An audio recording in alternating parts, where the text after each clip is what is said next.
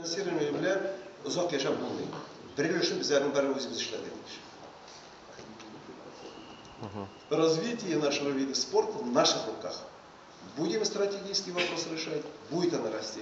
Не будет, значит, этим заниматься никто. Она вот на этом уровне останется. Колхоз, район, город, мы нашла, и все. Международное признание довольны, ты довольны.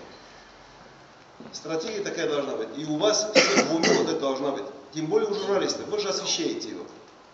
И в Крыму то же самое. Вы можете вовремя отдыха разные, значит, соревнования проводить.